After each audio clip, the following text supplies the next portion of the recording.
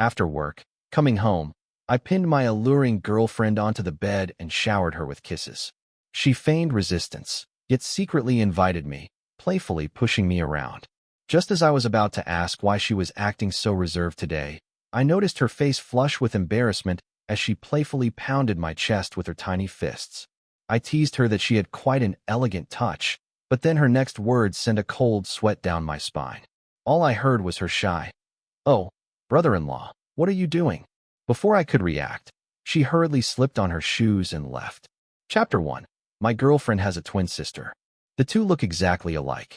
Their height, weight, and even facial features are identical. They even share the same voice. My girlfriend explained that they were born only 1 minute apart, with the only difference being their personalities. I'm the quiet, introverted one, while her younger twin is more outgoing and free-spirited. My girlfriend didn't mention that her sister would be visiting, so I immediately mistook her for my girlfriend and ended up in a passionate yet awkward encounter. I was left scratching my head in bewilderment. 10 minutes later, my girlfriend returned, carrying a bunch of groceries. "Ah, where's my sister?" I asked. "She's gone." "Gone? Why did she leave?" I was momentarily at a loss for words, not knowing how to explain, so I blurted out that she must have had an urgent matter to attend to. "How could that be?" my girlfriend asked, eyeing me suspiciously. Isabella called her sister. My heart pounded so fiercely it nearly leapt out of my throat. If my sister had been honest about what happened, or if she had awkwardly let something slip, I'd be doomed, unable to clear my name. I watched as my girlfriend took out her phone, typed in her sister's name, and pressed the call button. Every step set my nerves on edge, and my heart nearly burst from my chest. Is her phone off? I wondered. My girlfriend tried calling again, but it still went straight to voicemail. At that moment, I felt as though a huge weight had lifted from my shoulders, vowing that before any future intimacy, I'd always make sure to confirm exactly who was who. Maybe she really did have an urgent matter, I reasoned. Then, she locked eyes with me and said, "Something's not right." I shot back, "What's wrong with me? You start stuttering as soon as you lie, don't you know that?" I'm not stuttering." "Then why are you blushing? Isn't it just too hot?" "Hot enough to have you drenched in sweat." Desperate to change the subject, I offered, "Let me help you put these groceries in the fridge. You know your sister left. There's no way we can finish all this food." "Were you two up to some mischief behind my back?" she demanded. I stuttered my responses while tidying up, too ashamed to meet her eyes. "How could that possibly be? What did we do? What on earth were you thinking? Next time I see her, I'll be sure to ask her properly." Ask, she goaded, and I mumbled guiltily. That night, sleep eluded me as my mind replayed the image of her sister struggling beneath my embrace. My lips had sealed hers. She had wanted to explain, but could only manage soft whimpers. I turned over in bed, cursing myself for being such a lecher. What time is it now? When I'm still haunted by those thoughts, I resolved to figure out how to avoid any future awkwardness, and above all, this whole mix-up must never reach my girlfriend. She adores her sister more than anything. If she ever found out I'd kissed her twin, whether by mistake or not, I'd be finished.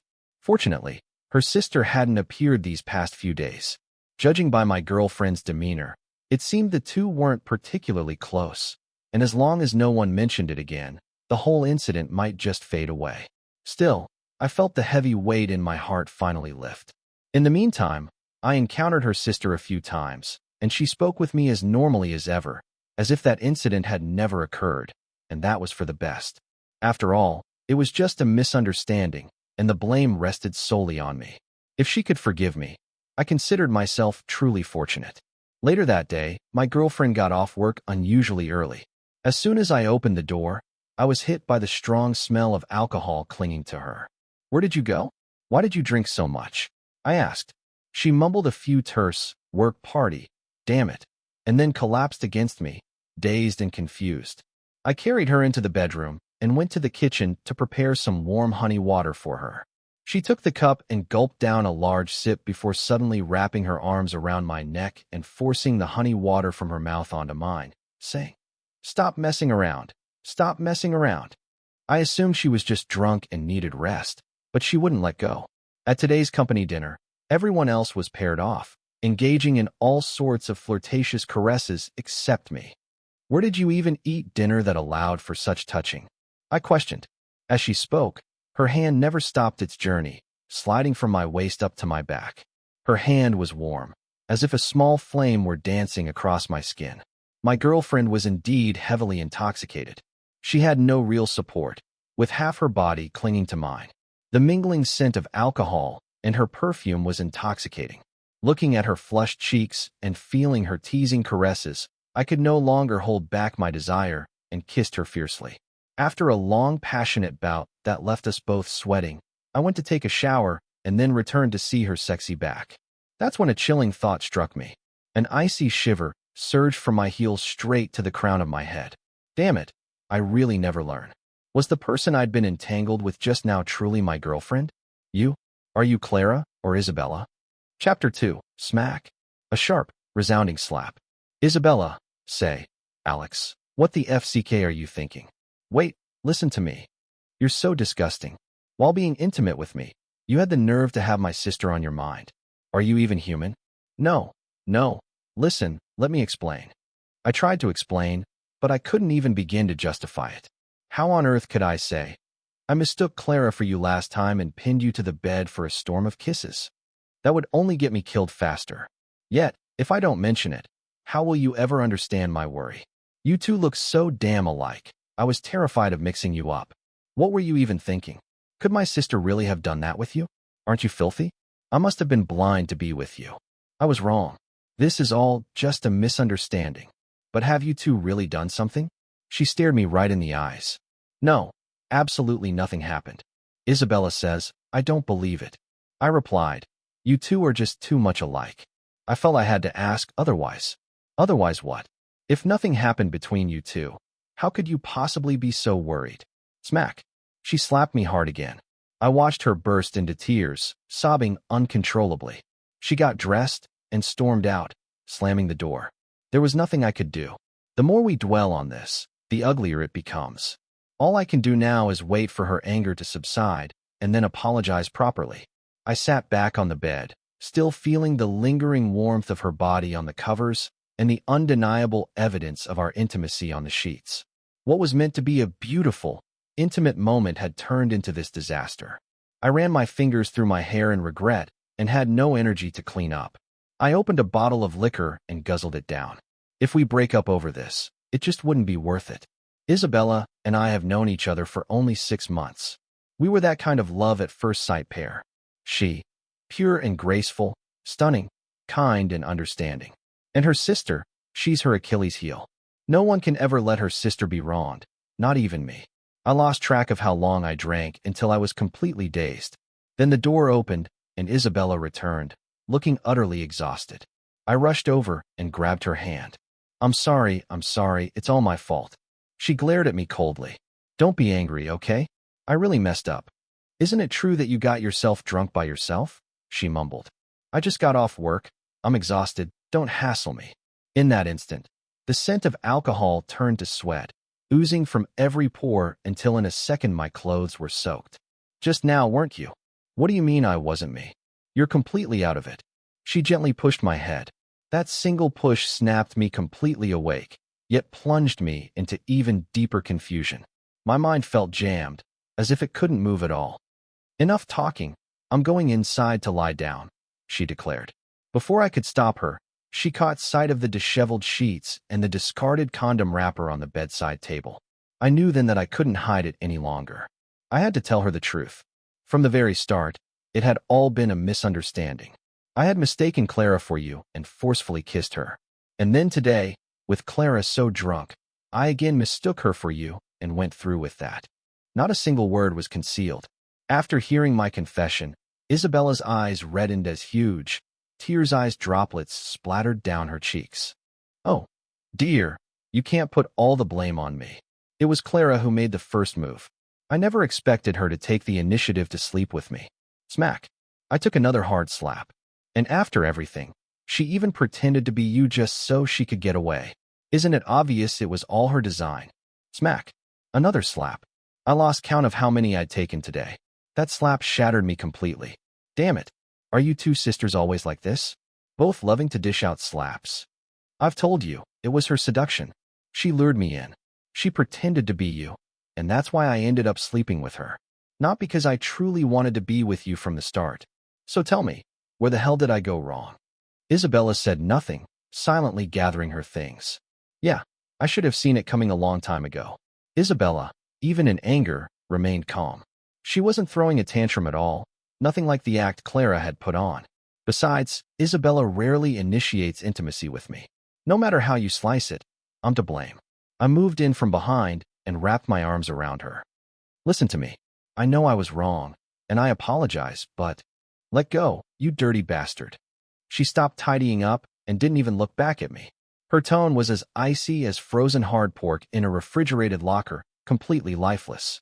If I didn't let go, she wouldn't resist. I could even hold her like this forever. But I knew that the longer I clung on, the more her heart would die. I can't hold her forever. By then, there'd be no chance to make things right. I watched her pack up and leave, as if repeating the same procedure Clara had followed. What on earth? Why? Why? Oh, why did Clara seduce me? Why did she set me up? Did she even sacrifice her own innocence just to steal me away from her sister? I dialed Clara's number, but it still went to voicemail. She never seems to like keeping her phone on. Now that I think about it, Clara is a strange woman indeed. One minute she's here, the next she's gone, with no consistency in her actions. Could it be that she's really fallen for me? That can't be. After all, we've only met a few times, and the only intimate incident was that mistaken, forceful kiss. Masochistic tendencies? Being forced and then falling for me. Just as I was utterly baffled, I received a WeChat message from Clara. Hey, brother-in-law, how's it going? Isn't the little affair exciting? Are you out of your mind? I thought. Then another message. I say you slept with both your sister and her twin. Isn't that what us men dream about? Hurry up and explain this whole mess to your sister, all right? Then, see you tomorrow at 8 a.m. at People's Park. We'll talk. Chapter 3. The next day, Clara, dressed in a crop top, with her large, sparkling eyes, sat on a park bench sipping soy milk. Not cold. She handed me her half-finished soy milk, caring for me, I thought. I opened her hand and said, "Don't play that trick. Not drinking. Then I'm leaving. I'll even say to my sister it was you who forced me." She got up to leave. Back, mumbling, I'll drink." I was fuming inside. The straw still bore her lipstick in a faint, youthful fragrance. Frowning, I twisted the straw around and took a sip. "Now, tell me, what on earth is this all about?" I demanded. "What else?" "It's because I like you," she shot back. "Bullshit. We've only met a few times," I retorted. "And how many times did you even see my sister before falling in love with her?" she countered. I was momentarily at a loss. What does the number of meetings have to do with liking someone? I protested.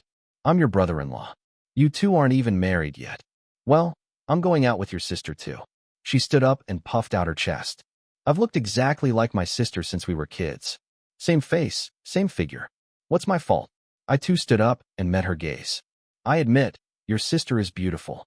I really like her, but I'm not with her just because she's pretty." "Oh," she purred with a sly smile, leaning close to whisper in my ear. "I'm better in bed than your sister. You know it." That single remark sent my face turning scarlet. "You're seriously out of your mind," I snapped. I tossed aside the soy milk and prepared to leave. "Give it up already. Even if you break up with your sister, there's no way I'll be with you. If you leave, I'll tell my mom that you slept with both your sister and me. Don't you dare think you'll ever marry her," she threatened. "Fine, do what you want," I muttered. "Then I'll call the police and press charges for rape." I blurted out, halting in my tracks as I glared at her.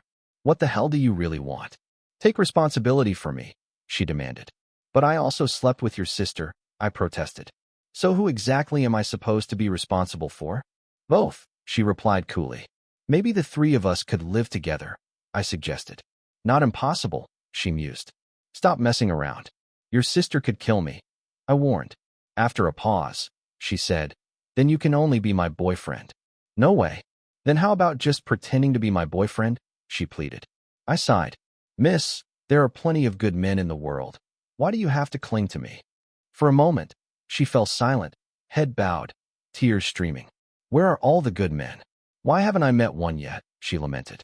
"You will, eventually," I replied. Grabbing my hand, she said, "Brother-in-law, be my boyfriend." 7 days. Just 7 days. After that, I'll personally go and explain everything to my sister and make sure you two are as good as new. My sister loves me more than anything. You have to trust me. Really? I asked. Really, I swear, she vowed. She began, if in 7 days, if I go out and... But I quickly covered her mouth with my hand. All right, no need to swear. I promise you, I said. Then she smiled mischievously and even licked my palm with her tongue. I quickly pulled my hand back. To have her help me win back Isabella, I'd agree to almost any condition, except in that one department. She'd suggested it twice, and I had firmly refused both times. That was my bottom line. The rest was simple enough, just dining, drinking, and hitting the clubs.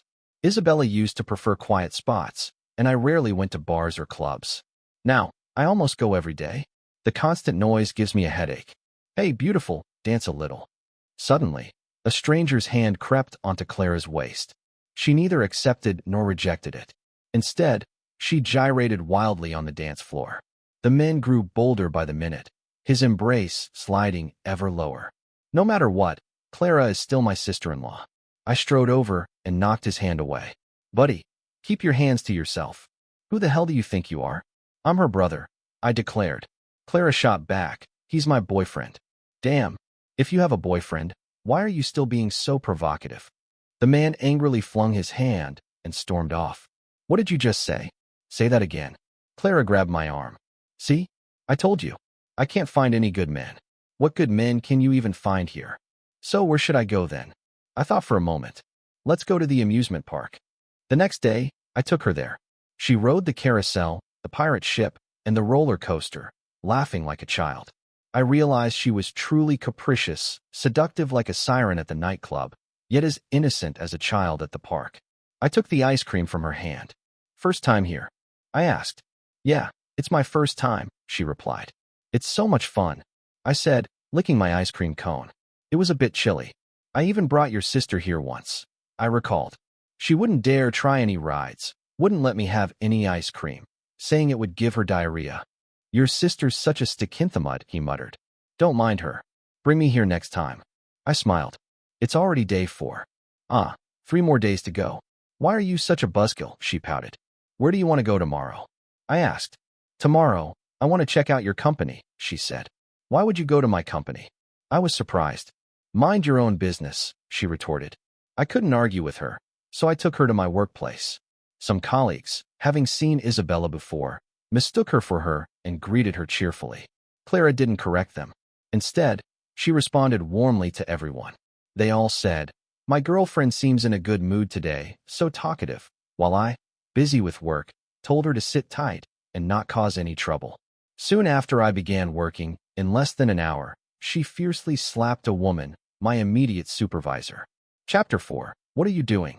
I rushed over and grabbed Clara's hand as she was about to slap someone again. She cursed at me. That woman pursed her lips as if she'd been wronged. Who the hell is cursing at you? After my supervisor regained his senses, he went berserk, tearing at Clara's hair. Clara dodged to the side and received another resounding slap. Have you no shame? I didn't even want to slap you, yet you insisted on coming over for a beating. Just then, the boss strode over, frowning. What's going on? She's Alex's girlfriend, and she slapped me. The supervisor complained. Then tell me, why did I hit you? He demanded. The boss fell silent for a moment before adding. No wonder Alex's work efficiency has been dropping lately. Turns out he's been bewitched by that fox spirit. You even bring her to work. That's what you said, right? You think I didn't hear you, even if you were whispering? Came the retort. Don't cause a scene at the office, Alex. Handle your own girlfriend, the boss ordered. I quickly nodded in agreement, while muttering under my breath, fucking boss, acting like a watchdog. Clara, not giving the boss any respect, fired back right on the spot. The boss glared at me with an unmistakable message. Give me a solution now. Stepping in front of me and blocking the boss's view, Clara said, what kind of boss are you? Don't you care that managers are exploiting lower-level employees? The boss was momentarily taken aback. That bitch, she began, pointing at the female supervisor who had been hit. Even past midnight, still assigning tasks to Alex. If something's urgent, can it wait until tomorrow?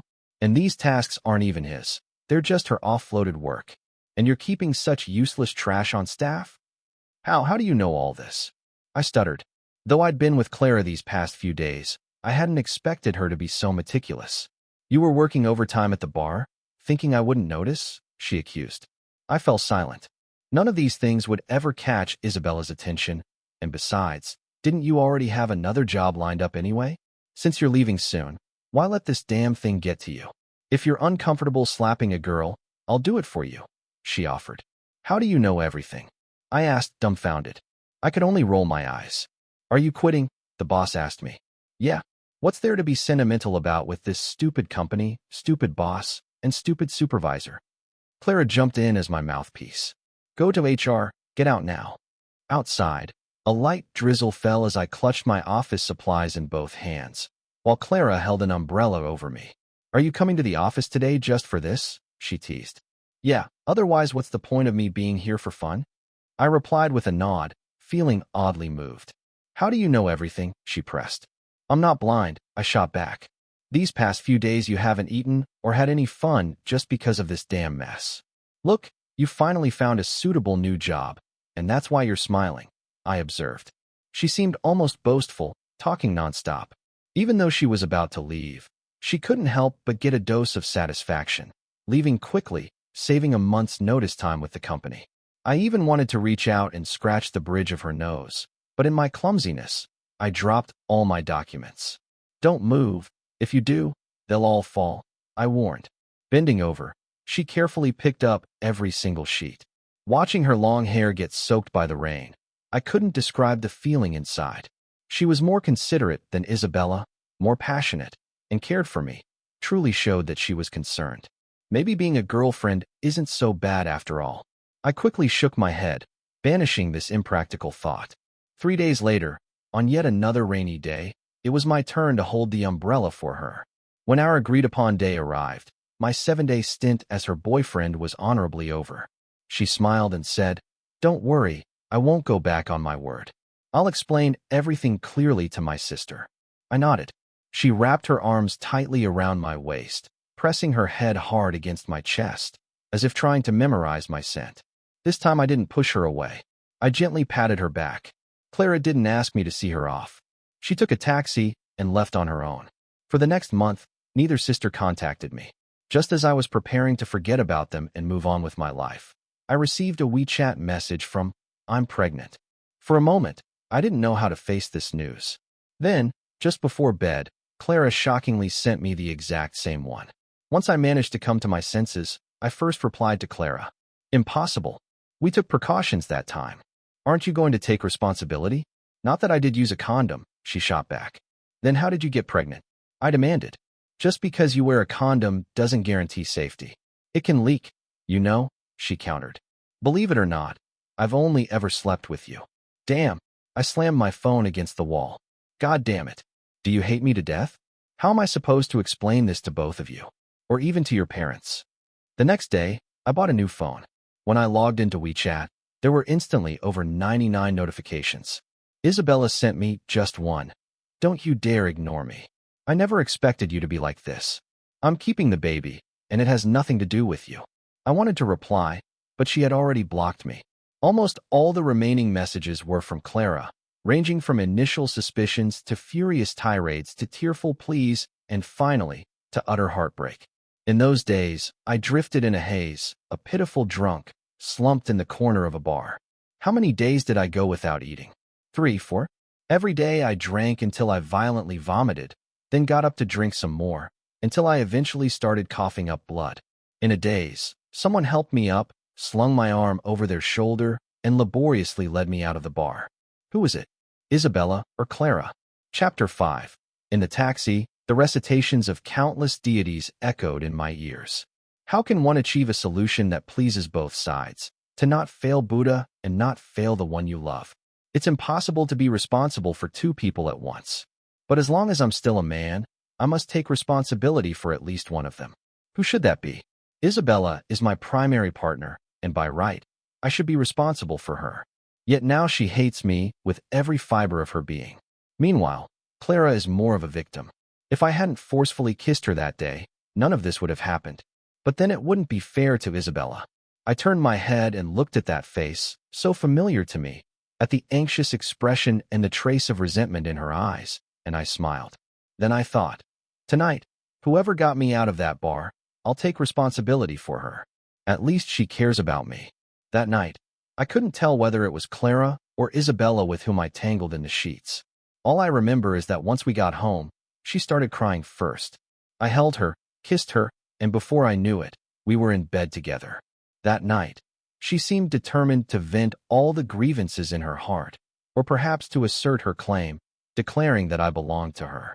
I too was indulgent, hoping that through this passion, I might settle on someone to care for me for life.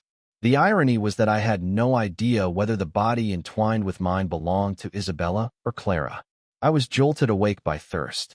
A huge glass of water downed in one gulp. I stared at the glass, still dazed. I'd fallen asleep right after our encounter yesterday. The glass, placed on my bedside table, had been set there by her. Someone so thoughtful was most likely Clara. I pulled the covers around me and wrapped my arms around her waist from behind. She murmured happily in her sleep without waking, and I too sank into deep slumber. When the sun rose like a sword piercing through my eyes, I saw her still there, with her back turned to me, bare and bathed in sunlight. Clara, I ventured. She turned, smiling. You finally got it right. Clara, marry me. I'll take you as my wife, and we'll raise the child together. Okay, she replied. We shared an unspoken understanding. Neither of us mentioned Isabella. Later, when we arrived at Clara's family home, I was trembling with anxiety, my whole body shaking. Thank goodness Isabella wasn't there. Otherwise, my sorry state would have been unendurable. I suspected that Clara had deliberately arranged to bring me over when her sister was away. Welcome, sir and madam, her parents greeted me. Please have a seat. Clara's parents were neither overly warm nor particularly cold. Glancing around, I couldn't shake the feeling that something about their home was off, though I couldn't quite put my finger on it. Has she left? I asked Clara. She nodded. At that, her parents' expressions grew even stranger, a mix of awkwardness, confusion, and a hint of anger. She's gone. Gone. Could it be that they already knew about the mess I'd made with the two sisters? I quickly shifted the conversation, praising her mother for looking so young. After dinner, Clara's parents insisted I stay a while. But once the meal was over, I excused myself and practically bolted from the room, terrified that Isabella might return at any moment. Why are you so afraid? Clara asked. I replied, getting caught is no. Good, sooner or later you have to face it, right? If we get married, wouldn't my sister show up eventually? She muttered. I sighed heavily. What am I going to do about the baby in Isabella's belly? She's determined to keep it, but if the baby is born, how will she raise it, and what will people say? Should she abort it? I'm in no position to advise her. After I settled things with Clara, I never saw Isabella again. She kept avoiding me. Every time I checked WeChat and saw that big red exclamation mark, my heart churned with conflicting emotions.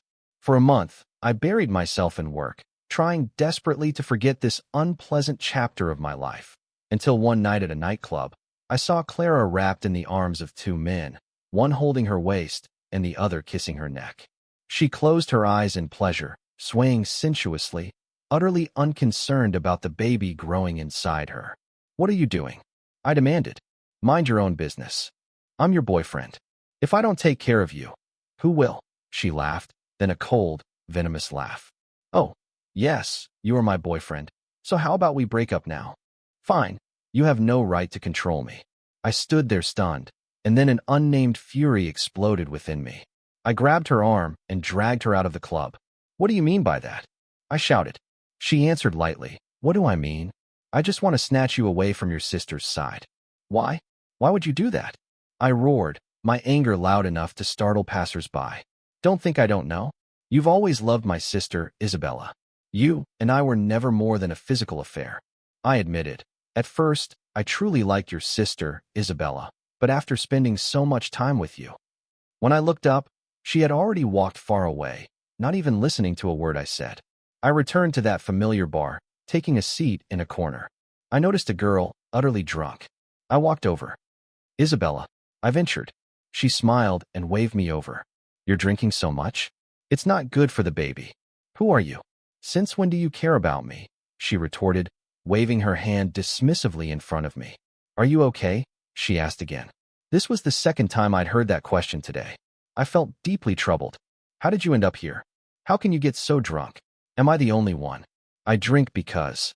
I began, but then paused. How did she know I was here drunk? Isabella had never been one to drink, and I'd never mentioned that I frequented this bar. How could she possibly know? In a blinding flash, my vision went dark. I nearly fainted. A fact I was desperate to ignore was laid bare before me. That day, wasn't it you? You got me home. The day after I was vomiting blood, was it you who did that? You took me home, then left, fearing I might hurt myself, and called for Clara, didn't you? I went mad, shaking her shoulder. Her eyes were red, tears streaming down her face. What does it matter now? Do these things even count anymore? Why? Why didn't you tell me? I cried, collapsing into a fit of despair. I grabbed my hair and sobbed uncontrollably. It was always Isabella who cared for me, who looked after me. Isabella was the one who took me home, who left that glass of water by my bedside. The only night I spent with someone was with Clara, and Clara in the end only wanted to snatch me away from her sister's side and then dump me. Chapter 6. First, I sent Isabella home. Mrs. Wang asked why she was so smashed, but I didn't answer. With my eyes burning, I roamed from club to club, searching for any sign of Clara. Searching all night, but to no avail. At dawn the next day, Clara came to my house on her own. Her face was twisted with malice and provocation as she spat. I actually don't like you at all. Really not. All those acts were just for show. I've hated my sister since I was a kid. She has everything, and I have nothing, so I had to snatch everything from her. Take it all, and then throw it away. I wasn't after possession. I just wanted to see her lose it, and you. I had to take revenge on her. I had to make her suffer. I hate her. It's all she owes me. The more Clara ranted, the more agitated she became, until after a long while, she finally calmed down. But you're not entirely without merit. Sleeping with both your sister and me, isn't this kind of double blessing exactly what you men crave? She patted my head like a dog. Tell me, what on earth happened between you two? You look so close. How can you hate your own sister so much? Want to know? With that, she raised my chin with her index finger in a gesture that was both suggestive and alluring. Maybe in the next life, she trailed off. Not wanting to listen further, I decided, I'll ask Isabella. When I arrived at her home, only her parents were there. Madam, where is Isabella? I asked. Her mother paused and said, Isabella went out early today. And what about Clara? I pressed. Clara has been dead. Dead for a long time now. Dead? Dead. I was stunned. Then who have I been seeing all this time? Who is it with whom I shared my bed? A cold wind blew out from Clara's bedroom, a chill that sent shivers down my spine. Alex, are you all right? Came a hesitant voice. I'm fine. I stammered as I trembled and pulled out my phone. Madam, look, this is Clara's WeChat. See, I still have her contact. I even called her. Listen, I played the call. There was no answer. Clara's mother stared at me in disbelief, clearly wondering if I'd lost my mind. And look, here's her WeChat again. Isn't that her bedroom? I bolted into the room without even bothering to take off my shoes, comparing the photos on my phone with the furniture in the room. Look at this photo. It was taken right here, wasn't it? Look at the angle, madam. See, I'm not lying. I crouched in the corner, murmuring. How could it be? How could she be dead? It can't be. Child, don't scare me, my mother said as she helped me up and took my phone, frowning as she examined it. This is indeed our home. What's happened here? I felt as if I'd fallen into hell, a mire beneath my feet from which I couldn't escape. The room was filled with eerie drafts, and cold sweat poured down my forehead. Isabella. Yes, Isabella must know. If we find Isabella, we can figure out what really happened. I snatched the phone back and bolted out the door. Child, wait, my mother called after me. In the taxi, Mrs. Wang called, but I said nothing and listened in silence. I eventually found Isabella by the river. She was wearing a trench coat and gazing at the shimmering reflections on the water. Isabella, I called. She turned at the sound of my voice, then coldly turned away. Why come find me? Aren't you supposed to be with Clara? No, there is no Clara. Clara is dead. I blurted. No way. My sister isn't dead. She's perfectly fine. You're just a liar. I grabbed her shoulder, forcing her to look into my eyes. There is no Clara. Clara is dead. She's gone. Impossible. Then tell me, How long has it been since you last saw your sister? She stared blankly, as if lost in memories, like it had been so long. I'd never seen both of you together at the same time. There weren't any family photos of you together. Have you ever wondered why that is? You could call her now, call her every day. No one would answer. She looked at me, puzzled. Why? Because you are Clara. Your sister is just someone you made up. Clara is already dead. She died when you were 6 years old. Chapter 7. She nearly lost her balance, and I caught her in my arms. On the hospital bed, Isabella still lay in a coma while her parents were rushing over. I, however, was lost in the memories of everything her parents had told me. Isabella truly is a twin. She did have a sister named Clara. When they were 6 years old, the two were in a terrible car accident. Even worse, both sisters had an extremely rare blood type. The hospital's plasma supply was insufficient, so they could only save one person immediately. The other had to wait for blood to be coordinated from another hospital's reserve. Under the constant pressure from the doctors, your parents were forced to make a decision. In the end, with all the agonizing deliberation, they chose to save the older sister with the more severe injuries. By the time the plasma arrived, the little sister had already passed away. Her parents were inconsolable, yet they had another child to raise, so they had to force themselves to emerge from the depths of grief. Isabella slowly grew up, albeit a bit introverted. On the surface, she appeared psychologically sound, until I came along. That's when her parents began to notice something was amiss. On the ride, I called a doctor friend and described the situation. After listening, he said it was very likely a case of dissociative identity disorder. Due to her overwhelming guilt over what happened to her sister, Isabella had developed an alternate personality, her sister, Clara. In her primary personality, she had always regarded this alternate self as her real sister, subconsciously insisting that her sister was not dead. Meanwhile, the Clara personality, influenced by the primary self's psychological cues, believed that her sister owed her, that she had been wronged, and thus she had to seize everything her sister had, including me. Fundamentally, the alternate personality felt that the primary one had stolen her very life. This explained why both personalities ended up pregnant together and why they would both suddenly leave and then return. They were, in effect, switching between identities. A friend urged me to take Isabella to a psychologist as soon as possible, assuring me that medication could help her recover faster. Hearing all this, I burst into tears.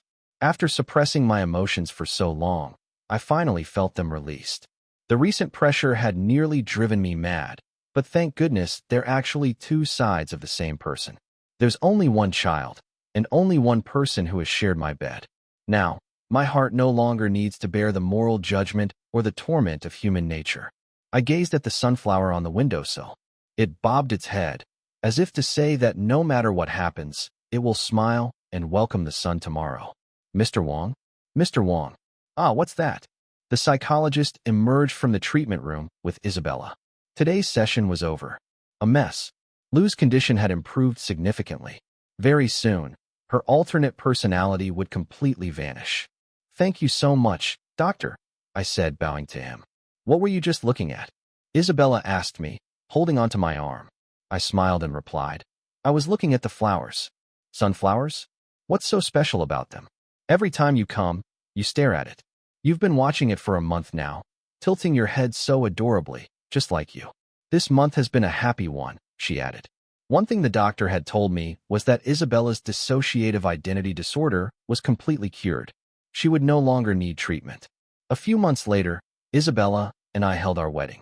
Mr. Alex, do you promise to take this bride as your wife, to love and protect her in poverty and in wealth, in sickness and in health?